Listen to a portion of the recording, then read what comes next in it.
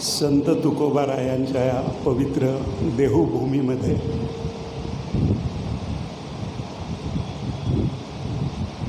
तुकोबारायांकडे पांडुरंगाची जी कृपादृष्टी वळली, अनेक प्रकारच्या जीवनातल्या तापांनी दग्ध होऊन, त्रस्त होऊन, नियती कशी टोकाची परीक्षा एखाद्या मनुष्याची घेते, त्या पद्धतीची परीक्षा तुकोबारायांच्या जीवनामध्ये नियतीने घेतली आणि त्या सगळ्या परीक्षेमध्ये उत्तीर्ण होऊन डोळ्यात प्राण आणून प्रत्यक्ष पांडुरंगाचं दर्शन आपल्याला झालं पाहिजे या एकाच इच्छेने झपाटून टाकलं होतं तुकोबारायांना. आणि जीवनातले सगळे दाह, सगळे ताप सहन केल्यानंतर चेहरा जसा असेल आणि पांडुरंगाचं दर्शन झाल्यानंतर त्या चेहऱ्यावर जे भाव उमटतील, ते भाव तुकोबारायांच्या गाथा मंदिरामध्ये तुकोबारायांच्या मूर्तीच्या चेहऱ्यावर मूर्तिमंत उमटलेले आहेत. आपण परमभाग्यवान आहोत की तुकोबारायांच्या या भूमीमध्ये, या शिबिराकरता आपण उपस्थित आहोत. आदरणीय तात्या, व्यसनमुक्त युवक संघाचे सर्व कार्यकर्ते, बंधू भगिनी, मातृपितृतुल्य ज्येष्ठ,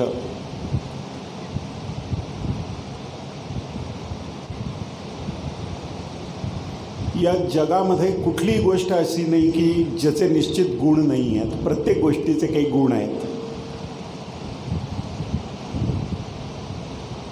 सत्पुरुषांच्या सान्निध्याने, त्यांनी केलेल्या तपाने, त्यांनी केलेल्या साधनेने, त्यांनी केलेल्या ईश्वराच्या श्वासाबरोबरच्या अनुसंधानाने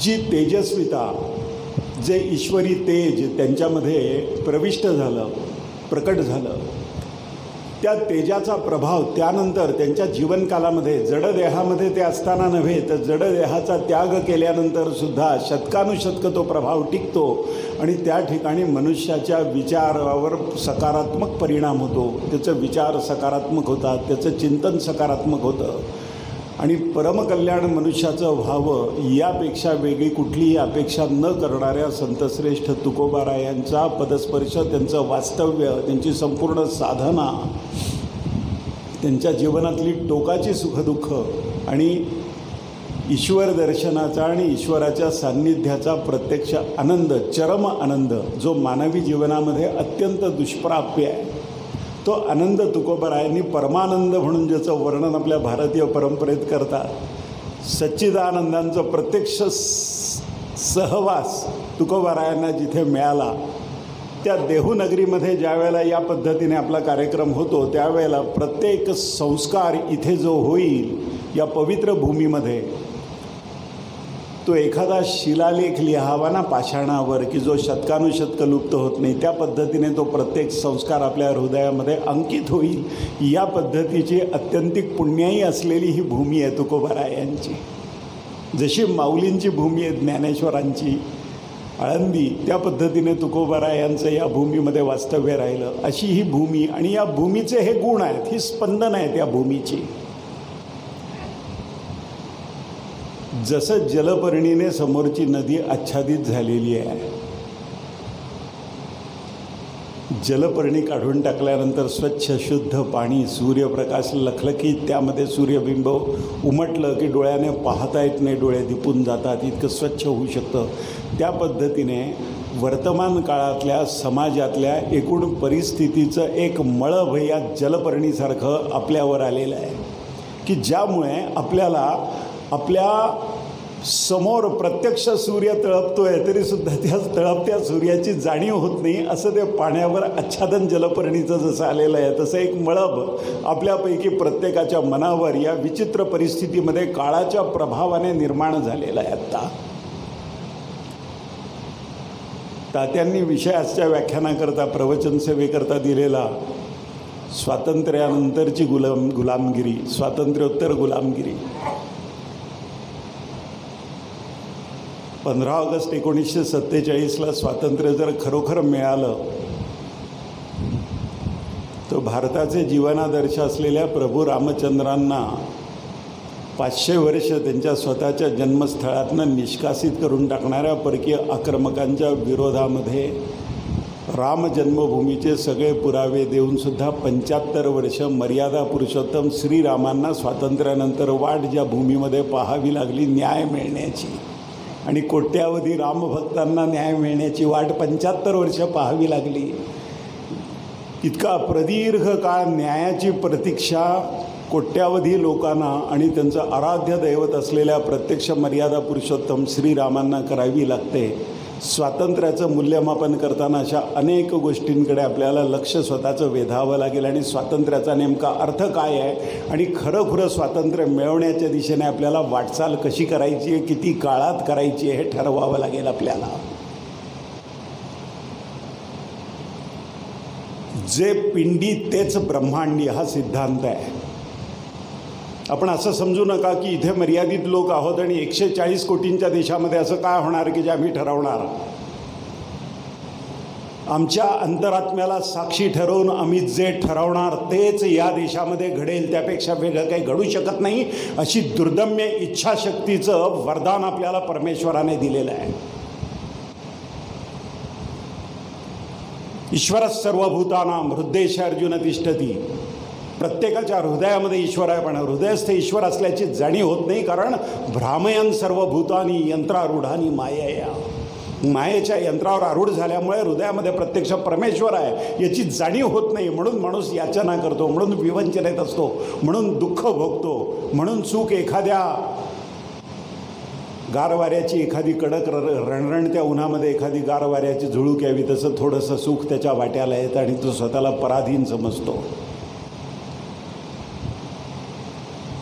आपली स्वातंत्र्योत्तर पराधीनता गुलामगिरी जी आहे, ती गुलामगिरी जी आहे त्या गुलामगिरीचं थडगं या हिंदुस्थानात आपण बांधू आणि आपण स्वाधीन होऊ, पूर्ण स्वतंत्र होऊ. जगाच्या पाठीवरच्या कुठल्याही देशामध्ये कुठलाही सर्वात प्रगत मनुष्य, प्रगत समाज जेवढा स्वतंत्र आहे तेवढंच स्वातंत्र्य आपल्यापैकी प्रत्येकाला अनुभवता येईल. हे परिवर्तन या देशामध्ये, या देशाच्या सर्व व्यवस्थांमध्ये आपण करू असा संकल्प आपण तुकोबरायांच्या भूमीमध्ये करतो आहोत. हे होणार, हे होणार, होणारच होणार.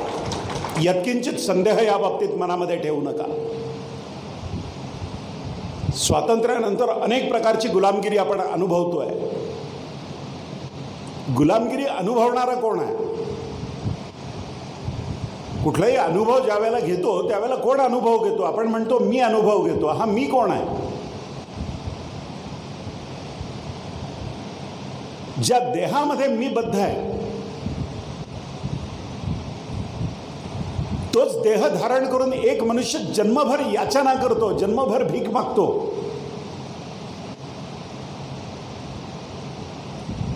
जन्मभर पारतंत्र्यात पिसतो.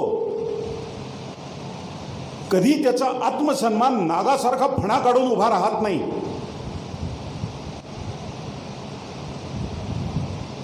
आणि असाच पंचमहाभूतांचा देह, मन बुद्धी अहंकार असलेला असाच देह एक मनुष्य धारण करतो स्वामी विवेकानंद नावाचा, जो 5 मिनिट अमेरिकेच्या सर्वधर्म परिषदेमध्ये बोलल्यानंतर त्याचा शक्तिशाली संदेश, जो आत्मतत्वाचा प्रत्यक्ष प्रकाश आहे, तो संपूर्ण जगभर पसरतो आणि शतकानंतर सुद्धा त्याचा प्रभाव अमेरिकेतला ओसरत नाही, भारतातला ओसरत नाही. याला आत्मबल म्हणतात. ते आत्मबल प्राप्त करणं आपल्यापैकी प्रत्येकाला शक्य आहे. ते आत्मबल चारित्र्याच्या रूपाने समाजामध्ये दिसतं. चारित्र्य संपन्न समाज जर असेल तर त्याला गुलाम करता येत नाही. स्वतःचा आत्मा विकायला असलेला उत्सुक जो समाज असतो ना, तो जन्मजात गुलाम असतो आणि जन्मभर गुलामच राहतो. तो गुलामासारखाच जन्माला येतो, गुलामासारखाच मरून जातो. आपण गुलामासारखे मरायला आलेलो नाही आहोत. आपण तेजस्वी परंपरेचं चिंतन करणारे लोक आहोत, तेजस्वी परंपरेचं स्मरण करणारे लोक आहोत, तेजस्वी परंपरा प्रत्यक्ष जगणाऱ्या लोकांचं अनुसरण करणारे आणि त्यांच्या पदचिन्हांचं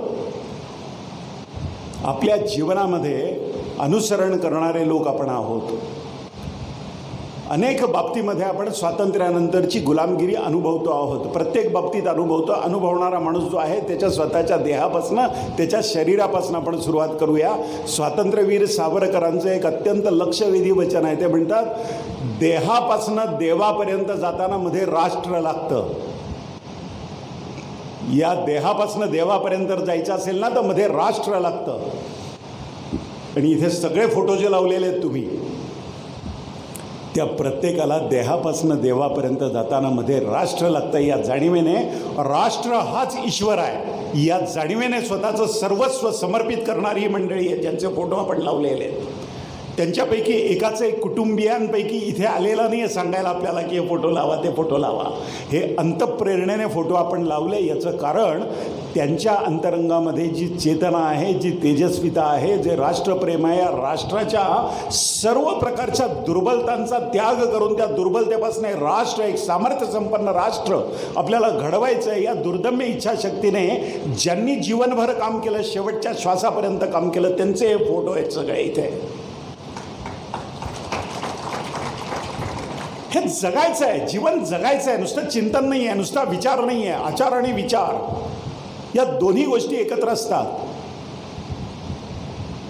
स्वामी विवेकानंद म्हणतात की पक्षी दोन पंखांशिवाय उडू शकणार नाही. एका पंखाने उडणारा पक्षी नाही आहे, दोन पंख लागतात पक्षाला उडायला.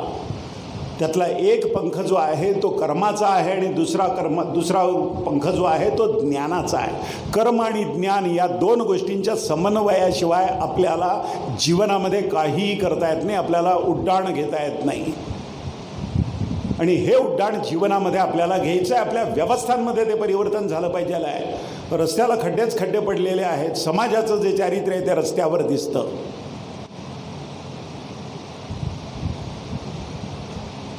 पंचमहाभूतांपैकी पृथ्वी तत्व आणि जलतत्व ही जडतत्व मानली जातात. तुकोबारायांच्या अभंग इंद्रायणीमध्ये बुडवले. जडतत्व असलेल्या जलतत्वाला सुद्धा वाटलं की हे अभंग आपल्यामध्ये तरले पाहिजे आहे. जडत्वाचा अभिशाप म्हणून इंद्रायणीच्या पाण्याचा शतकानुशतक उल्लेख होईल, ते अपराधी पण नको म्हणून इंद्रायणीच्या पाण्याने ते तुकोबारायांच्या अभंगांची गाथा वर तरंगवली. जिथे जडतत्वसुद्धा आपल्यावर आरोपित व्हायला आपण नको याची काळजी घेतं, तिथे आपण तर चेतना आहोत प्रत्यक्ष. ती प्रत्यक्ष चेतना आपल्याला जाणवली पाहिजे, आपल्या देहामध्ये जाणवली पाहिजे, आपल्या मनामध्ये जाणवली पाहिजे, आपल्या संकल्पामध्ये जाणवली पाहिजे, आपल्या जगण्यामध्ये, आपल्या बोलण्यामध्ये, आपल्या वाचण्यामध्ये, लिहिण्यामध्ये, आपल्या नुसत्या असण्यामध्ये ती चेतना संक्रमित झाली पाहिजे. दिवे गेले, अंधार झाला, एका बाजूला एका कोपऱ्यामध्ये दिवा जर लावला ना तर त्या संपूर्ण परिसरामध्ये तो दिव्याचा प्रकाश मंद का होईना पण तो सगळा परिसर उजळून टाकतो. मनुष्याच्या आतमध्ये असलेलं आत्मबल जे आहे ते आत्मबलाच्या प्रकाशामध्ये आपला आसमंत आपल्याला उजळून टाकता आला पाहिजे. लोकांकडे संपत्ती आहे, किती संपत्ती आहे, संपत्तीचा महापूर वाहतोय. आयफोन एस नावाचं एक मॉडेल 1 लाख रुपये किमतीचं मार्केटमध्ये लॉन्च झालं बाजारामध्ये आणि 10,000 हँडसेट विकणार होते ते 1 लाख रुपये किमतीचे. ज्या भारतामध्ये एखाद्या योजनेकरता 50-100 कोटी रुपयाची घोषणा विधिमंडळामध्ये झाल्यानंतर आमचे लोकप्रतिनिधी बाकं वाजवतात की नाही, त्याच या भारतामध्ये जिथे 80 कोटी लोकांना सरकार मोफत धान्य देतं, त्याच भारतामध्ये 10,000 हँडसेट आयफोन एस मॉडेलचे 1 लाख रुपये किमतीचे कंपनीने सांगितलं की ऑनलाईन विकणार आहे आम्ही. ते 10व्या मिनिटाला कंपनीने त्यांच्या वेबसाईटवर जाहीर केलं की 10,000 हँडसेट 1 लाख रुपये किमतीचे विकले गेले. आता हिशोब करा तुम्ही. 10,000 गुणिले 1,00,000 शून्यांची गणती करा. इतकी संपत्ती या देशामध्ये आहे. आणि याच देशामध्ये मी बातमी वाचतो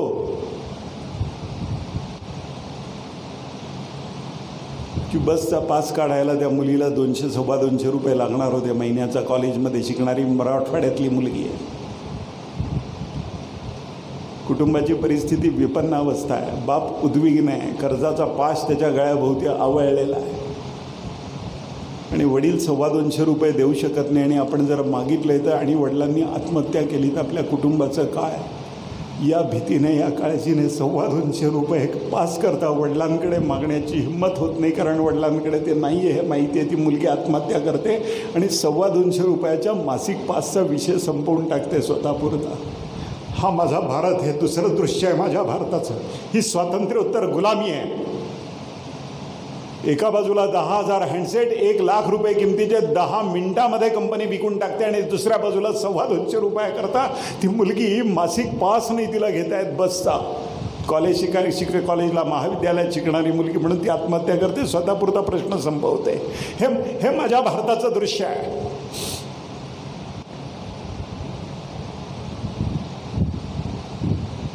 हजारो कोटी रुपयाच्या योजना आहेत एका बाजूला. नद्यांच्या शुद्धीकरणाच्या योजना, हजारो कोटी रुपयांच्या योजना. या हजारो कोटी रुपयांच्या योजना करून ज्या नद्या शुद्ध नाही होऊ शकल्या, कोरोनाच्या काळामध्ये अवघ्या 6 महिन्यामध्ये मनुष्य नावाचा महाभयंकर उपद्व्यापी विध्वंसक प्राणी मृत्यूच्या भीतीने घराच्या उंबरठ्याच्या बाहेर पडत नाही अशी नियतीने व्यवस्था केल्यानंतर नद्यांचं पाणी एक दमडी खर्च न करता त्या 6 महिन्यामध्ये स्फटिकासारखं स्वच्छ आणि शुद्ध झालं. मनुष्य म्हणून आपल्या लायकीचं मूल्यमापन करणारी ही वस्तुस्थिती मुद्दाम मी सांगतोय आपल्याला की आपण जर उत्क्रांत झालो तरच आपण स्वतंत्र होऊ. आपण अपक्रांत जर झालो तर आपण फक्त कपडे घालणारे पशु आहोत. यापेक्षा जास्त उत्क्रांत आपण झालेलो नाही आहोत. आपल्याला उत्क्रांत व्हावं लागेल. गुणांनी उत्क्रांत व्हावं लागेल. चारित्र्याने उत्क्रांत व्हावं लागेल. आर्थिक व्यवहार स्वच्छ आणि शुद्ध असतील आमचे, या पद्धतीने उत्क्रांत व्हावं लागेल. आमचा हेतू कुठलंही काम करतानाचा शुद्ध असेल. अशुद्ध हेतूने आम्ही काही करणार नाही. या दृष्टीने आम्हाला उत्क्रांत व्हावं लागेल.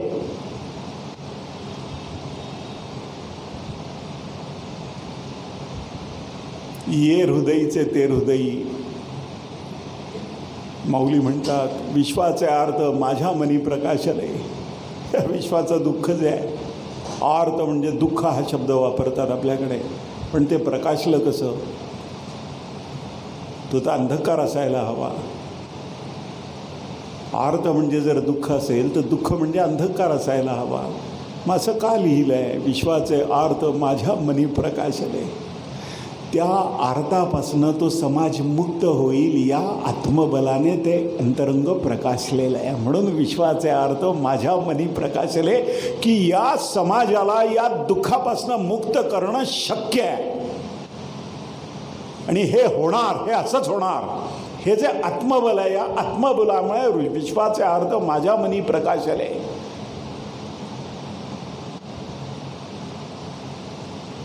हे ज्ञान, या ज्ञानाची आकांक्षा भगवद्गीतेत भगवान श्रीकृष्ण सांगतात तज्ज्ञानम आदित्यवत प्रकाशयति.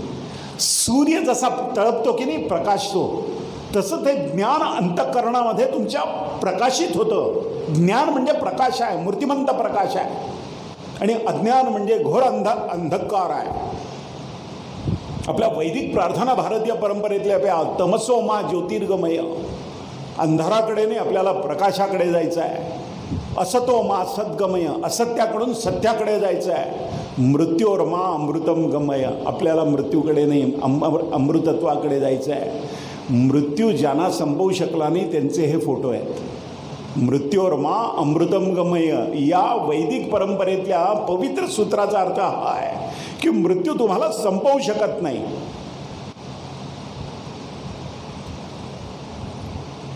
स्वातंत्र्यानंतरचं पारतंत्र्य आपलं जे आहे, जी गुलामगिरी जी आहे, जी आपण अनुभवतो, पदोपदी अनुभवतो आहोत, या लोकसभा निवडणुकांच्या काळामध्ये नामांकन पत्र ज्या वेळेला सबमिट करतात, ते सादर ज्या वेळेला करतात सरकारी कचेऱ्यांमध्ये, प्रांत अधिकारी, जिल्हाधिकारी त्यांच्याकडे, वर्तमानपत्रांमधनं तुम्ही सगळ्यांनी फोटो बघितलेले असतील. तो अधिकारी बसलेला आहे आणि केंद्रात मंत्री असलेले, कोणी मुख्यमंत्री असलेले, कोणी कॅबिनेट मिनिस्टर असलेले ते लोक त्यांचे अर्ज, खासदारकीचं नामांकन पत्र भरताना देतात. ते सगळे उभे आहेत आणि तो अधिकारी बसून ते नामांकन पत्र घेतो आहे. ही स्वातंत्र्यानंतरची गुलामगिरी आमची. कुणी एखादा कागद आमच्या हातात तात्या देणार असेल ना, तर आपण उभं राहतो की नाही पटकन त्याला सन्मान देण्याकरता. या भारतातल्या एकाही पुढाऱ्याला, कुठल्याही राजकीय पक्षाचं असं वाटलं नाही की त्या अधिकाऱ्याला सांगावं की तूही उभा राहून आमच्याकडनं घेणं आहे हातात कागदपत्र. तो बसून ती कागदपत्र हातात घेतो. हे साधं सौजन्य नाही की हे लोक एवढे आपल्याला भेटायला आले आणि नामांकन पत्र देतात, तर आपणही उभं राहून आदराने ते स्वीकारावं. ब्रिटिश गेले, गांधीजी म्हणायचे कि अंग्रेज तो चले जाएंगे लेकिन अंग्रेजियत नहीं चली जाएगी. अंग्रेजियत को भगाना ये दूसरा स्वतंत्रता संग्राम है. ही जी ब्रिटिश मानसिकता आहे ना, ब्युरोक्रेसीमधली, नोकरशाहीमधली, हे ब्रिटिश मानसिकता घालवणं हे स्वातंत्र्याचं प्राथमिक लक्षण आहे, जे 75 वर्षात आम्ही अनुभवलेलं नाही आहे. ही स्वातंत्र्यानंतरची गुलामगिरी आमची. लोक प्रश्नच विचारत नाहीत या विषयावर.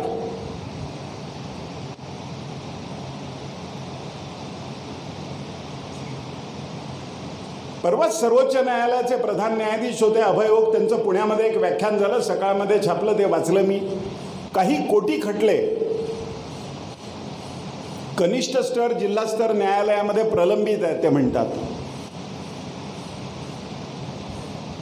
ज्या समाजामध्ये न्यायाची शाश्वती नसते ना, तो समाज अनीतीपुढे गुडघे टेकतो, त्याला दुसरा पर्याय उरत नाही. न्यायाची शाश्वती असणं हे स्वातंत्र्याचं प्राथमिक लक्षण आहे. शिवाजी राजांचा न्याय जसा धारदार होता की नाही, न्याय मिळेल याची खात्री होती, आणि न्याय मिळेल, न्याय होईल याची खात्री जर असेल ना, तर उपद्रवी लोक, बदमाश लोक जे आहेत, समाजकंटक जे आहेत, त्यांच्यावर धाक असतो, त्यांच्यावर वचक असतो. कायदा आपल्याला काहीही करू शकणार नाही, या जाणीवेने येणारा उन्मत्तपणा जो आहे ना, तो समाज वेठीला धरण्याकरता वापरतात लोक. आणि हा उन्मत्तपणा आपल्या समाजामध्ये, महाराष्ट्रामध्ये सुद्धा महाभयंकर दिसतोय.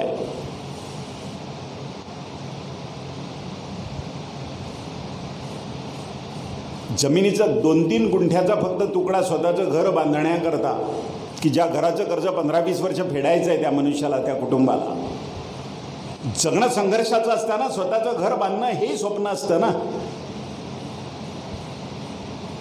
त्या 2-3 गुंठ्याचा प्लॉट विकत घेणाऱ्या मनुष्याला सगळ्या सरकारी करांचा भरणा केल्यानंतर, स्टॅम्प ड्युटी, रजिस्ट्रेशन फी सगळं भरल्यानंतर सुद्धा त्याच्या नावाची नोंद व्हावी याकरता तलाठ्याकडे आणि सिटी सर्वे ऑफिसमध्ये हेलपाटे मारावे लागतात, त्यांचे उंबरे झिजवावे लागतात. देश स्वतंत्र झाल्यानंतर सरकार नावाच्या अजस्त्र यंत्रणेला स्वतःची विश्वसनीयता जर जपायची असेल, तर सगळ्या सरकारी करांचा भरणा केल्यानंतर सरकारचं हे उत्तरदायित्व आहे की त्याच्या नावाची नोंद सरकारने त्यांच्या दप्तरी कायमची आपोआप केली पाहिजे आहे. त्याने उंबरे झिजवण्याची गरज नाही आहे सरकारची.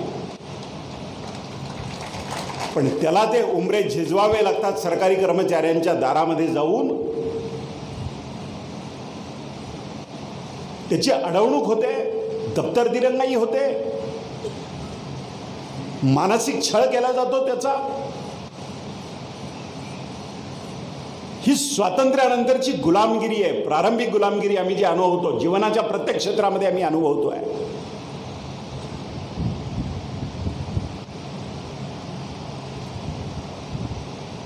याचा संबंध चारित्र्याशी आहे मनुष्याच्या. मनुष्याचं चारित्र्य शुद्ध असेल तर तो उत्तरदायी असतो ना दुसऱ्याला. ज्याचं चारित्र्य शुद्ध नाही आहे तो दुसऱ्याला उत्तरदायी राहणारच नाही. कशासाठी? तुम्ही 7वा वेतन आयोग द्या, नाही तर 8वा द्या, नाही तर 10वा द्या. मी तुम्हाला उत्तरदायी आहे ही जाणीव असायला पाहिजे. ही जाणीव नाही आमच्या सरकारी यंत्रणेमध्ये, ब्युरोक्रेसीमध्ये, आमच्या नोकरशाहीमध्ये. ही स्वातंत्र्यानंतरची गुलामगिरी आहे आमची.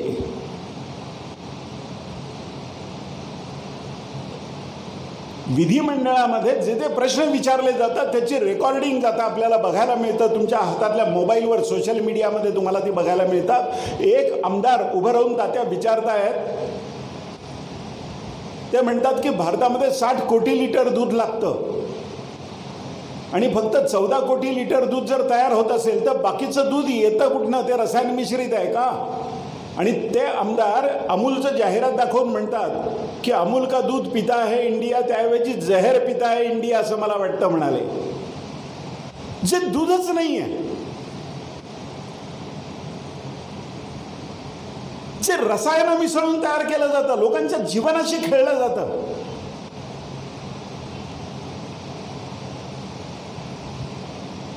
आजच्या सकाळमध्ये बातमी आहे, 5 वर्षाचं मूल आहे, ते जन्मल्यापासून कॅन्सरशी, रक्ताच्या कॅन्सरशी, ब्लड कॅन्सरची झगडत आहे बिचारं. अनेक लोकांनी मदत केल्यानंतर, ते सामान्य कुटुंब, आईबाप, ते 4-5 लाख रुपये अनेक लोकांनी मदत केल्यानंतर त्याच्यावर उपचार करू शकले आणि मग ते मूल आता शाळेत जाणार. आणि अशी कित्येक मुलं कॅन्सरने ग्रस्त आहे. आधी नीती जाते आणि मग आपत्ती येते, असा क्रम आहे. आपण ज्या समाजामध्ये राहतो त्याच समाजाच्या घशाखाली विष आपण दूध या नावाखाली विकू. 2 रसायनं एकमेकात मिसळून स्वस्तात मस्त काही पैशात तयार करून, ते रुपयात तयार करून 50 रुपये 60 रुपये लिटरने विकू. या पद्धतीची राक्षसी मानसिकता ज्या समाजामध्ये असते त्या समाजाला रोज ठेचकाळत रोज दुःख अनुभवत जगावं लागतं. ते आमदार विचारतात, या लोकांना आपण कायम तुरुंगात का नाही टाकू शकत? आपल्याकडे एवढी अजस्त्र यंत्रणा आहे, आपण कारवाई का नाही करत या लोकांवर? आरोग्य मनुष्याच्या आवाक्या बाहेर गेलेला आहे. तो व्याधीला भीत नाही आता, तो उपचाराच्या खर्चाला भीतो आता.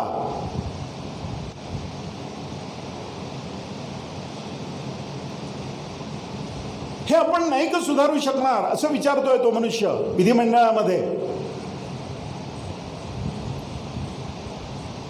भारताची 140 कोटी लोकांची राजधानी दिल्ली, दिल्लीतलं उदाहरण तुम्हाला सांगतो. 32 मजली 2 टॉवर्स पाडले गेले मागे.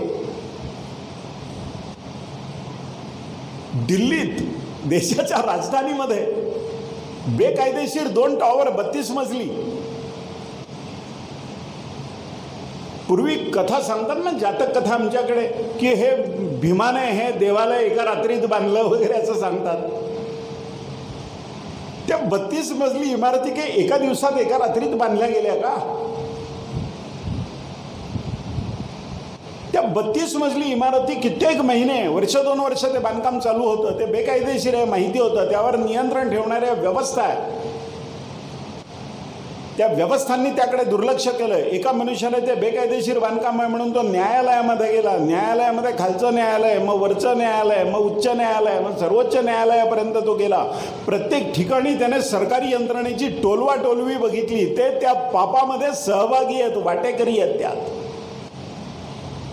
मग ज्या लोकांनी त्या 32 मजली इमारतीमध्ये फ्लॅट विकत घेतले, त्यांनी कर्ज काढली आणि त्या बिचाऱ्यांचं काय होणार? ते बेकायदेशीर बांधकाम पाडलं तर. या पद्धतीचा युक्तिवाद सरकार पक्षाच्या वतीने केला जातो.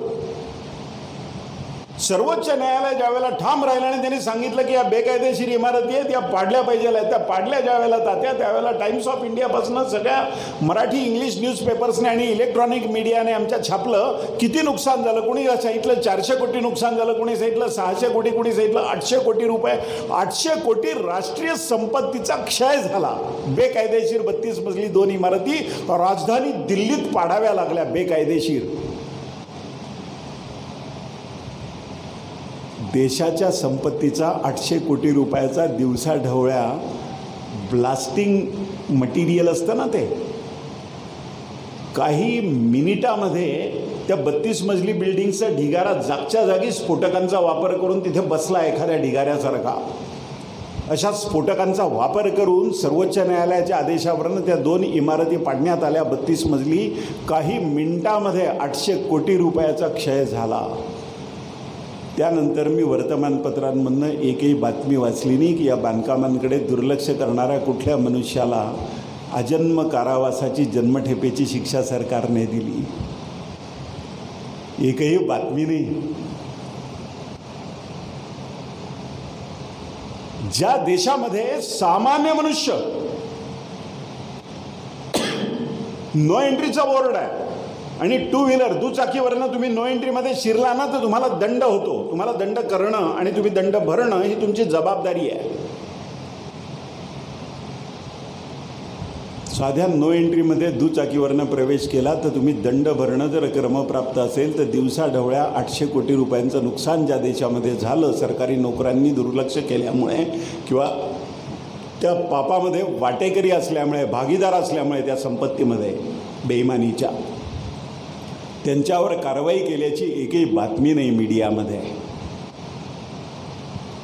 भ्रष्टाचाराच्या एकाही प्रकरणामध्ये आजन्म कारावास भोगणारा एकही सरकारी कर्मचारी आपल्याला कुठे वाचायला मिळत नाही.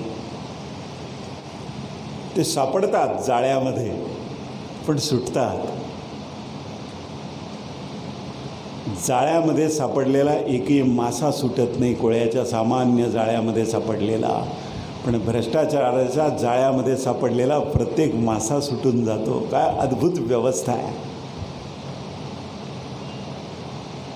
यावर कुणीही बोलणार नाही. सर्वपक्षीय एकमत आहे तात्या यावर. कुणी बोलणार नाही यावर. ही स्वातंत्र्यानंतरची गुलामगिरी आपली.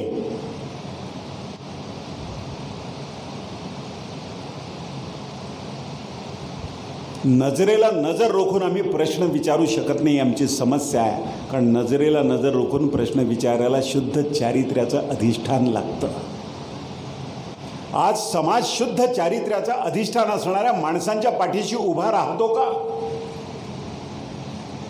ज्याच्यावर एखादा अन्याय झाला म्हणून तुम्ही जर त्याच्या बाजूने लढायला उभे राहिलात तर ज्याच्यावर अन्याय झाला म्हणून रडत भेकत तुमच्याकडे आलेला माणूस आहे तो स्वतः सुद्धा तुमच्या पाठीशी त्या संघर्षात उभा नाही राहत. त्याच्यावरच्या अन्यायाचं परिमार्जन करण्याकरता तो कुठेतरी जोडतोड करतो, कुठेतरी पैसे देतो, कुठेतरी जुगाड करतो आणि त्यातनं सुटतो. आणि तोच तुम्हाला उलटा उपदेश देतो की अहो एवढं कशासाठी ते प्रकरण वाढवायचं तुम्ही? मग तू का रडत आला होतास गुडघे टेकत? तुझ्यावर अन्याय झाला म्हणून. प्रत्येक काळाचा प्रभाव असतो ना, तसा आत्ताचा वर्तमान काळ निसरड्या भूमीवर उभारलेला आहे. आत्ता निसरड्या भूमीवर एक मनुष्य आत्ता एक बोलेल, घटकेत दुसरंच बोलेल, वागेल तिसरंच आणखीन. त्यांचा कसला भरोसा नाही देता येत माणसांचा.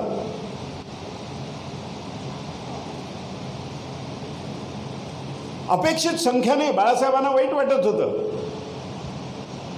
भाग्यवान आहात बाळासाहेब, अपेक्षित संख्या नाही आली.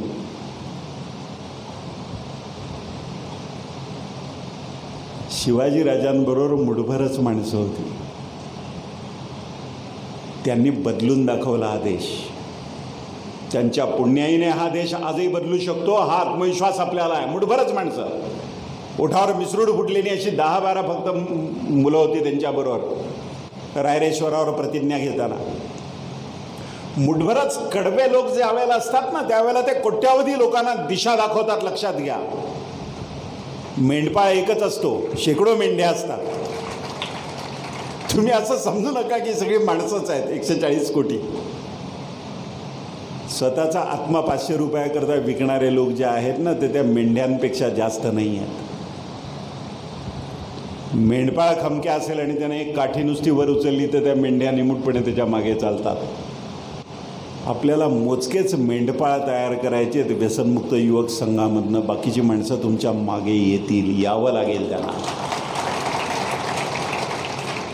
तुम्ही योग्य दिशेने नेता आहात हे ज्यावेळेला कळतं त्यावेळेला ते येतील, त्यांची स्वतःची बुद्धी वापरणार नाहीत, चालवणार नाहीत, त्यांना गरज नाही आहे. कारण तुमच्यासाठी ते अंधारात उडी मारायला तयार होतील. कारण तुम्ही दाखवलेली दिशा जी आहे ती दिशा त्यांचं कल्याण करणारी, त्यांचं भविष्य ठरवणारी, त्यांना नीतिमान करणारी, त्यांना प्रामाणिक करणारी, त्यांच्या निष्ठा अभेद्य करणारी, राष्ट्रावर निष्ठा त्यांनी निर्माण करावी, त्यांची ठेवावी, या पद्धतीने त्यांचं मन संस्कारित करणारे तुम्ही लोक आहात. असे लोक आपल्याला हवेत.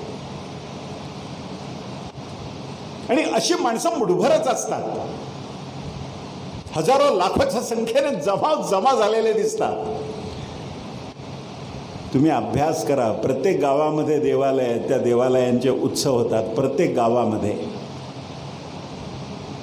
साधा प्रश्न, त्या गावामध्ये गेल्यानंतर कुठल्याही त्या गावातल्या ग्रामदेवता असतात, त्या ग्रामदेवतांचे उत्सव दरवर्षी होतात. हनुमान जयंतीचा उत्सव होतो, रामनवमीचा उत्सव होतो, आणखीन कुठले कुठले उत्सव होतात, गणेश जन्माचा उत्सव होतो. त्यांना सहज प्रश्न विचारा की तुमच्या ग्रामदेवतेची पालखी निघते, त्या पालखीला किती लोक असतात आणि प्रसादाला किती असतात? प्रसादाला 500 असतील तर पालखीला फक्त 50च असतात. ते प्रसादी भक्त आहेत फक्त. त्यांना कार्याशी काही कर्तव्य नाही आहे. जे कण कण झिजून काम करतात ना, अशी थोडीच माणसं असतात या समाजामध्ये. Bhagat Singh, Rajguru, Sukhdev, Chandrashekhar Azad, Bhagwati Charan Vohra, Hindustan socialist republican army, 34 कोटींच्या हिंदुस्थानामध्ये या क्रांतिकारकांच्या एकूण समूहाची एकत्रित संख्या 24 ते 28 पेक्षा जास्त वाढली नाही तात्या कधी. पण तेवढ्याच लोकांनी ब्रिटिश राजसत्ता जी आहे ना ती कंपायमान करून टाकली, दोलायमान करून टाकली. मुठभरच माणसं पुरेशी असतात.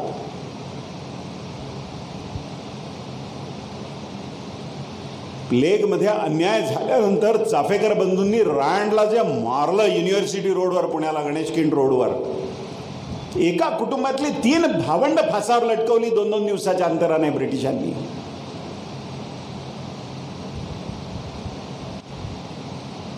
स्वातंत्र्यवीर सावरकर आपल्या पत्नीला 2 वेळेची जन्मठेप त्यांना स्वतःला झालेली असताना, 50 वर्षाची काळ्या पाण्याची शिक्षा झालेली असताना, त्यांची पत्नी जी आपला नवरा इंग्लंडमध्ये जाऊन बॅरिस्टर होऊन परत येईल आणि लक्षावधी रुपये त्या काळात मिळायचे बॅरिस्टर्सना, असं अत्यंत सुखासीन आयुष्य आपण ज्या नवऱ्याबरोबर जगू शकू अशा कल्पनेने विवाह केलेली ती स्त्री, त्या आपल्या पत्नीला स्वातंत्र्यवीर सावरकर 50 वर्षाची काळ्या पाण्याची नरक यातनांची अंदमानची शिक्षेची टांगती तलवार डोक्यावर असताना हसत खेळत ती आक्रोश करते, रडते.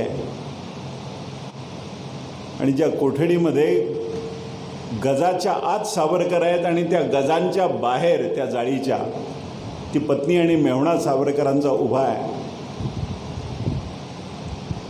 एक पक्षी येतो तिथे, एक एक काडी आणणारा. त्या पक्षाकडे पाहून सावरकर म्हणतात, पहा घरटं तर पक्षी पण मानतात,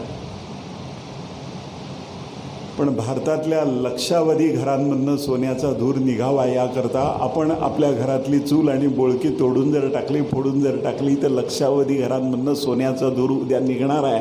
त्याकरता आज आपली चूल आणि बोळकी आपण फोडली आहेत असं तू समज. तू वाईट वाटून घेऊ नको, याचे परिणाम चांगलेच होतील. हे त्यागामागे असणारं जे आत्मबल आहे ना, ते आत्मबल असणारी मुठभरच माणसं असतात कोणत्याही समाजामध्ये.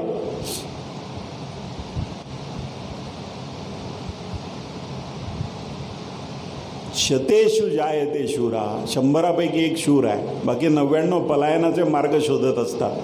ते सामोरे जात नाहीत संकटाला. सहस्त्रेषु च पंडिता, सारासार विवेकाने समाजाच्या समस्यांचं निराकरण कसं करायचं या पद्धतीची गुणवत्ता असणारा 1000 माणसांमध्ये एखादाच माणूस असतो बुद्धिमान.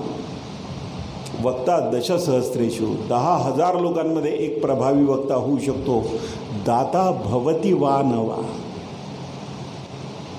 दातृत्व असणारा माणूस असेल किंवा नसेल सांगताच येत नाही, त्याचं प्रमाण नाही ठरवता येत. दातृत्व फक्त संपत्तीचं नाही आहे, दातृत्व जीवनाचं आहे, दातृत्व प्राणांचं आहे, दातृत्व ज्ञानाचं आहे, दातृत्व चेतनेचं आहे, दातृत्व तेजस्वितेचं आहे.